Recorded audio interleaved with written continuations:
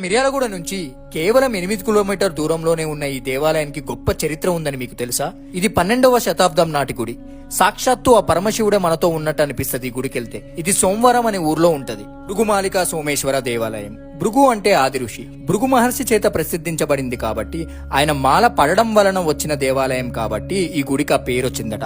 వెనకట మన సప్త ఋషులందరూ ఒక మంచి యాగం చేసి ఆ యాగ ఫలితాన్ని ఎవరికిద్దామని ఆలోచిస్తుండగా కొంతమంది బ్రహ్మదేవుడికని, కొంతమంది విష్ణువుకని, మరికొందరు శివుడికని అంటుండగా ఆ యొక్క భృగువు వారిని పరీక్షించి ఎవరికిద్దామని బ్రహ్మలోకానికి వెళ్ళగా బ్రహ్మని కలవగా బ్రహ్మదేవుడు పట్టించుకోపోయేసరికి అతనికి ఒక శాపం పెడతాడు.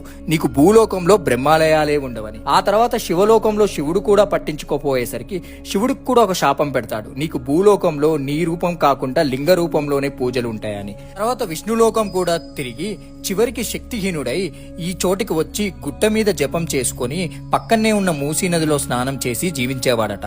ఒకరోజు స్నానం చేసి వస్తుండగా జపమాల జారి కింద పడిపోవడం వలన ఆ మాలలో శివుడు ప్రత్యక్షమై నన్ను ఇక్కడ లింగ రూపంలో ప్రత్యక్షిస్తే నీకు పూర్వయోగం కలుగుతుంది అని చెప్తాడు. అలా స్థాపించబడింది ఈ దేవాలయం.